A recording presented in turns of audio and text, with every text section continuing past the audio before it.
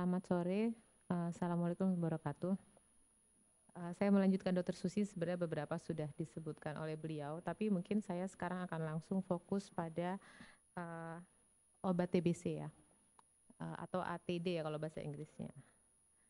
Nah, kita semua juga sudah pernah dengar pasti bahwa Indonesia saat ini ranking kedua seluruh dunia untuk uh, jumlah kasus TB sedunia.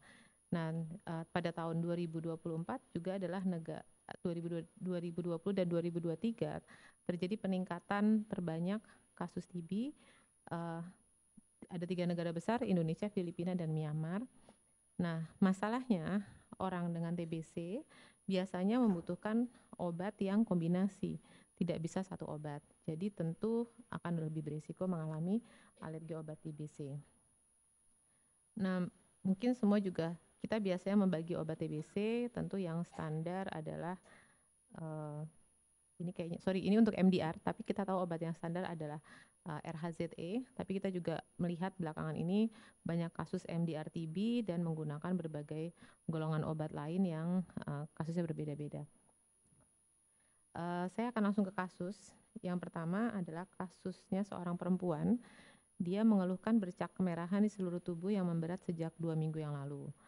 Nah, pasien ini sebenarnya sudah diketahui TB di perut sejak 2 bulan yang lalu, tapi sebenarnya obatnya sudah perbaikan ya. Dengan obatnya berat badan sudah meningkat, nafsu makan sudah perbaikan. Lalu pada minggu kelima, dia mulai muncul bercak-bercak kemerahan. Sebenarnya sudah melaporkan kepada dokter yang menangani 1 minggu yang lalu, namun teruskan saja katanya. Terus kemudian dia berarti menggunakan obat program yang 3 tablet per hari dengan pemberian CTM setiap minum obat. Jadi untuk mengurangi gatal diberikan antihistamin. Itu kadang-kadang yang praktis yang kadang kita suka temukan sehari-hari. Sebenarnya gatalnya berkurang kalau minum obat, namun memburuk lagi 2 minggu terakhir sehingga dia datang ke rumah sakit. Ini adalah pengobatan TB pertama dan dia tidak pernah mengulangi riwayat alergi obat. Pada pemeriksaan fisik, tanda vitala baik, matanya nggak kuning, tidak ada hepatosplenomegali, dan ini adalah gambaran kelainan kulitnya. Ini pertanyaannya, mungkin siapkan slide-nya.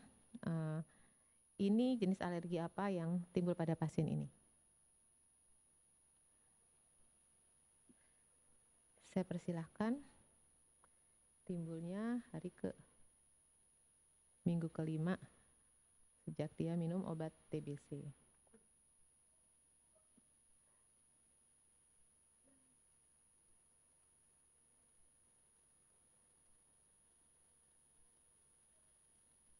Sudah? Tolong lagi bekerja.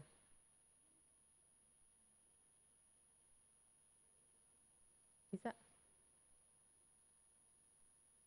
Silakan ditampilkan hasilnya, Mas.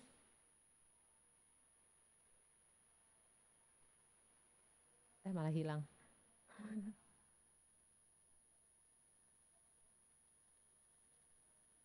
Oke, saya nggak lihat di sini. Oh, ini mah yang tadi.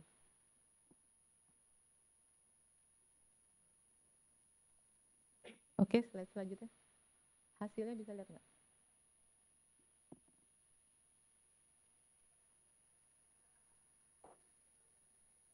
Oke, baiklah. Bisa nggak? Kita pindah saja ya. Sorry, next question ya, tolong dibantu nanti. Jadi tadi Dr. Susi sudah menunjukkan kalau kita lihat ini munculnya belakangan ya, sejak dia minum obat. Jadi tentu ini bukan immediate type, tapi ini delayed type, dan ini kalau lihat gambaran kulitnya lebih cocok dengan makulopapular erythema yang merupakan gejala delayed type. Jadi lebih cocok ke makulopapular, tapi bukan termasuk yang berat-berat seperti yang disebutkan Dr. Susi tadi. Nah, ini ada pertanyaan slide lagi, tolong dibantu. Jadi, apa yang membuat pasien ini lebih beresiko terkena alergi obat? Jenis kelaminnya, apa dia ada HIV, atau dia TB-nya di paru, atau dia sebenarnya belum pernah dapat obat TB sebelumnya? Silakan dicoba lagi.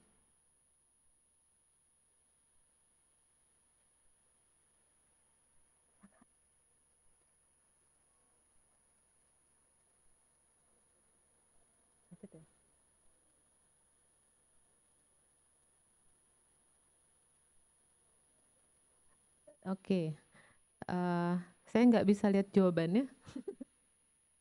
Saya doang yang nggak bisa lihat. Oke, ada yang mau bocorin saya? Yang paling tinggi jawabannya apa? Apa yang paling tinggi? Belum kelihatan. Dok, kalau yang ini pasien belum pernah pengobatan TB 41%, Hmm. HIV positif 29%, TB paru 25%, jenis kelamin 7%. Oke, jadi yang nomor 4 yang terakhir ya, yang diduga merupakan resiko tinggi dia terlebih terkena alergi obat TB. Iya, belum, dia masih mikir. Sayangnya kita nggak punya tes anti HIV, padahal harusnya semua orang TB, apalagi TB-nya di abdomen, harusnya kita tes anti HIV ya. Baik, ini jawabannya teman-teman. Oke, sebenarnya anti tuberkulosis hypersensitivity itu tentu ada yang ringan, sedang, dan berat ya. Kira-kira berapa persen orang mengalami alergi anti tuberkulosis? Itu sekitar 4 sampai 6%, dan biasanya semua first line anti TB itu akan bisa menyebabkan reaksi alergi obat. Ini resikonya.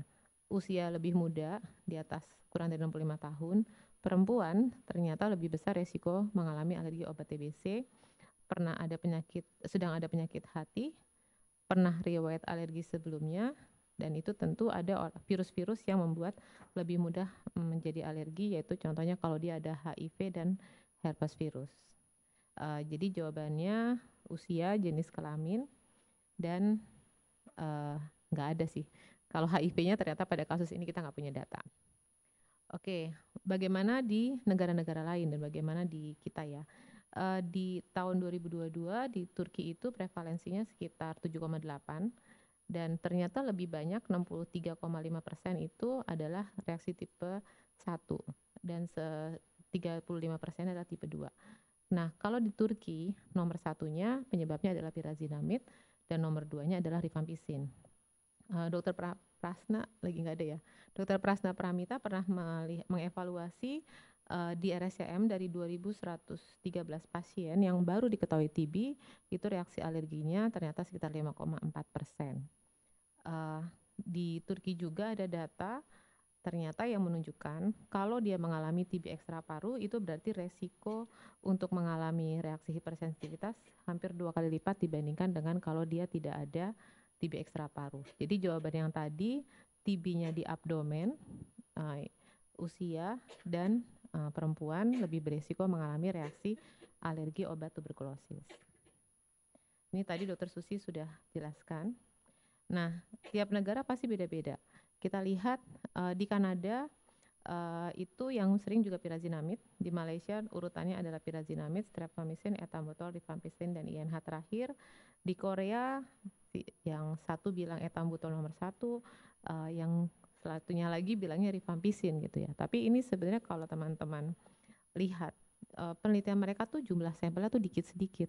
Kita Indonesia yang paling banyak, bahkan datanya nggak banyak keluar. Nah, Dokter Alvina tadi bahwa HIV lebih besar, itu Dokter Alvina pernah meneliti dari pasien HIV, itu melihat dari 454 orang dengan HIV yang dapat antituberkulosis. Ternyata sampai 48 pasien yang mengalami cutaneous drug reaction, jadi 10,5%. Betul lebih besar dibandingkan dengan non-HIV. Tapi memang masalahnya agak sulit juga karena biasanya dia juga pasti dapat cotrimoxazole, dapat obat ARV atau obat-obat lain, karena pasien HIV obatnya pasti lebih banyak lagi. Oke, pertanyaan selanjutnya, tolong siapkan slide-nya, apa yang harusnya dilakukan pada pasien ini?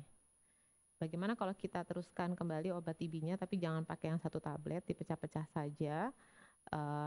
Kemudian berikan les segera setelah terapi steroid selesai. Ini berarti ceritanya dikasih steroid sebentar, atau ya sudahlah pasiennya juga sudah enakan gitu ya, tunda aja terapinya, nunggu kalau gejala TB-nya muncul kembali, atau mau rujuk untuk desensitisasi OAT segera, atau rujuk untuk Grady Challenge obat anti tuberkulosis. Silakan.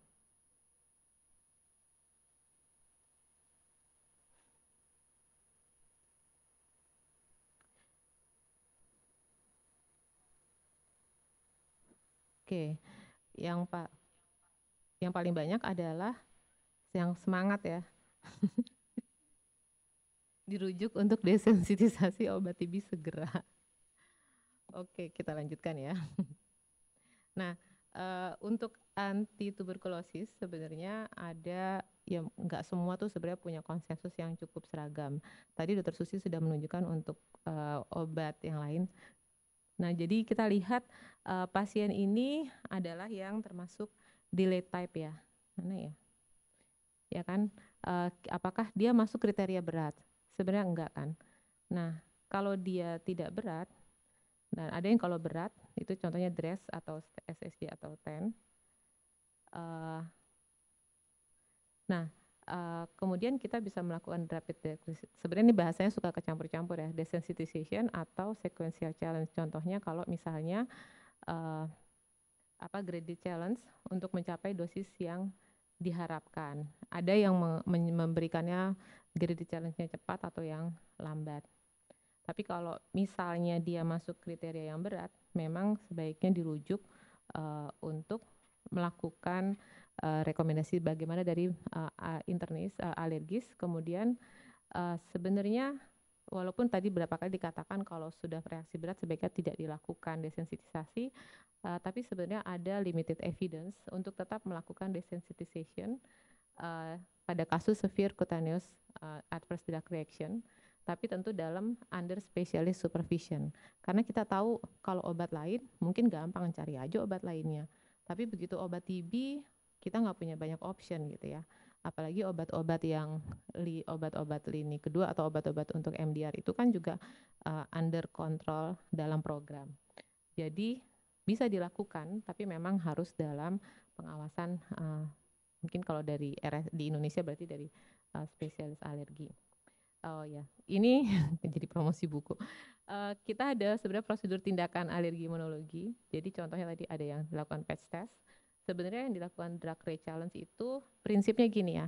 Karena mungkin teman-teman pernah memberikan drug challenge tapi pada DILI gitu ya. Bisa saja mulainya rifampicin, kemudian di tengah-tengah tambahin INH. Dan itu bisa dalam 1-2 obat berbarengan. Tapi kalau untuk ready challenge untuk orang dengan alergi, itu kita betul-betul harus melakukan satu demi satu. Jadi contohnya kalau hari pertama lakukannya dengan isoniazid dulu, terus kemudian selesaikan dulu isoniazidnya, berikan isoniazid pada hari berikutnya, hari keduanya baru kita tambahkan rifampicin. Kalau rifampicin oke, hari ketiga udah tambahkan rifampicin isoniazid, baru lakukan obat ketiga, dan ini obat keempat, sehingga pada hari kelima kalau kita memutuskan 5 hari, itu bisa diberikan 4 dosisnya. Nah, tapi memang ini tiap negara harus dilihat di sana populasinya paling banyak obatnya apa yang bikin alergi. Tadi kita lihat tiap negara hasilnya berbeda-beda. Ini saya nggak bilang bahwa Indonesia harus INH, rifampicin dulu ya. Nanti kita lihat datanya. Kira-kira overall sukses untuk drug re-challenge itu dari studi di Bukhari itu kayaknya di Turki itu sekitar 95%. Nah, pertanyaannya kapan kita bisa melakukan drug provocation test. Jadi tadi ada yang buru-buru ingin melakukan ya. Nah, intinya adalah jangan lakukan kalau dia sedang bereaksi aktif gitu ya. Jadi should be started sesudah acute allergic reaction completely resolved. Jadi pasien clinically stable. Jadi jangan lakukan kalau masih merah, pasti akan muncul lagi gitu ya. Nah, ada juga yang menyatakan waiting period 4-6 minggu kalau severe, contohnya Stephen Johnson atau DRESS, tapi habis itu saya tahu teman-teman pulmo akan bilang, dok ini dibilangnya TB paru putus obat ya. Saya udah 1 minggu nungguin, 1 bulan nungguin tidak masuk obat TB-nya. Tapi kalau untuk yang mild reaction itu bisa 1-2 minggu. Jadi jangan sesemangat itu kalau orang sedang reaksi alergi buru-buru dikasih alergi obat lagi yang baru atau obat yang sebelumnya. Itu kayaknya yang di RSCM juga baru ngelihat ya. Minggu ini ada yang mengalami reaksi serupa. Nah, tentu pasiennya harus stabil dulu, harus sehat, dan biasanya prerequisite itu jadi apa ya? Persyaratannya adalah dia harus complete resolution of skin lesion, fever, and systemic symptom. Jadi benar-benar siap untuk kita lakukan drug challenge. Kalau tadi misalnya dia mengalami gangguan fungsi hati, ya harus turun dulu dong fungsi hatinya, atau kalau gangguan fungsi ginjal harus normal dulu baru diberikan. Nah, obat mana yang pertama dicoba, itu harusnya start with the least likely culprit drug. Jadi yang paling jarang menimbulkan reaksi alergi di tempat tersebut. Dan itu ordernya bisa beda-beda. Nah, tentu harus dilakukan pada rumah sakit dengan resuscitation facility available. Jadi kalau di RSCM kita melakukannya bisa di ruangan atau di ruang prosedur khusus yang emang kita rencanakan untuk melakukan tes alergi obat. Desensitisasi tadi Dr. Susi sudah menjelaskan juga, desensitisasi juga kadang-kadang dikerjakan untuk obat TB. Desensitisasi itu kalau kita sudah tahu obat mana yang alergi dan kita ingin membuat dia bisa menerima obat tersebut. Desensitisasi kadarnya lebih kecil-kecil, meningkatnya pelan-pelan, dan jumlahnya prosedurnya bisa 2-3 kali lipat daripada melakukan graded challenge. Nah, kalau kita bisa melakukan dengan benar, ini Siripason dari Thailand, sukses rate-nya sekitar 78%, tempat lain ada yang 80%, tapi ada juga yang cuman 46%. Jadi memang tidak semuanya pasti akan berhasil. Nah, ini Dr. Irwin ada nggak ya? Mungkin online. Ini saya pinjam data dari penelitian Dr. Irwin yang saya tunggu belum publish juga. Pembimbingnya Dr. Sukamto nih. Jadi ternyata Dr. Irwin menemukan kalau secara keseluruhan paling banyak di Indonesia yang dari data di RSCM itu nomor satunya adalah pirazinamid sama, rifampicin nomor 2, etambutol nomor 3, dan INH 24,7.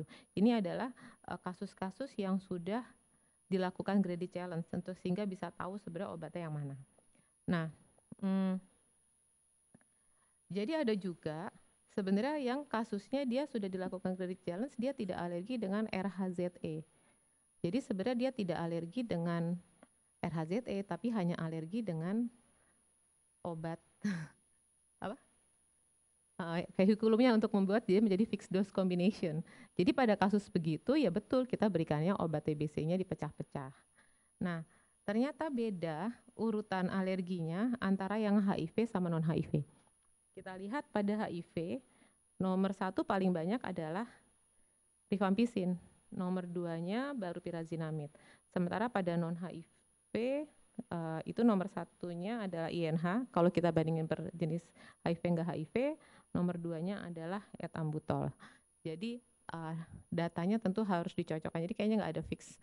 Tiap negara beda-beda. Mungkin kalau misalnya lagi ada penelitian farmakogenomik, kalau ada yang mau dengan S3 bisa mendapatkan pada Indonesia yang mana yang terkait sama ini. Nah, ini adalah nggak banyak loh sebenarnya studi-studi yang melaporkan alergi obat TB dan outcome-nya. Ini memang rata-rata contohnya kejadiannya alergi obat TB umumnya yang lambat nih beberapa laporan ini. Dan kita juga lihat ada yang melakukan patch test, kemudian sehingga melakukan graded challenge sehingga ketemu obatnya apa gitu ya. Ini juga kadang-kadang di patch test bisa sesuai hasilnya dengan hasil graded challenge. Tapi ada juga yang tidak sesuai, bisa jadi patch testnya negatif tapi graded challenge-nya menjadi positif. Dan lihat kelakuan tiap itu akhirnya melakukan, kalau dia nggak bisa dapat obat tersebut pakai obat apa. Kita lihat sebenarnya nggak jauh-jauh juga sama orang Indonesia ya. Akhirnya kalau dia nggak bisa alergi, contoh ini dia alergi dengan rifampicin etambutol tapi tidak alergi dengan INH dan pirazinamid, akhirnya makanya levofloxacin dan streptomycin. Ini juga jadi macam-macam yang dilakukan, bahkan ini alerginya dengan etambutol, rifampicin, pirazinamid, dan dikasih moxifloxacin. Nah, kalau ini memang tidak ada panduannya di pedoman TB manapun, mau dikasih obat apa kalau dia alergi dengan salah satu obat tersebut. Nah, ini juga penelitian Dr. Irwin, bagaimana outcome-nya kalau kita melakukan graded challenge terhadap keberhasilan obat TB. Kita lihat kalau yang alerginya cuma satu, saya masih tunjukin ini dulu. Ternyata seperti tadi dari hasilnya yang dilakukan graded challenge ada 3,3% yang alergi terhadap 4-4-nya, ada 12% alergi terhadap 3 obat lini pertama, yang paling banyak adalah dia 33,7%, alerginya cuma satu jenis, dan ada satu yang 3,3% proporsi yang sama sebenarnya dia tidak alergi dengan OAT-nya kalau dipecah, tapi begitu digabung jadi alergi. Ini adalah outcome-nya, makin banyak alerginya, tentu keberhasilan pengobatan TBC tidak bisa sebesar yang treatment suksesnya kalau dia hanya alergi dengan 1-2 obat. Tapi ini sebenarnya cukup baik lah gitu ya untuk ukuran Indonesia. Terima kasih dari saya, terima kasih Dr. Irwin dan Dr. Monica yang membantu membuat slide ini. Assalamualaikum warahmatullahi wabarakatuh.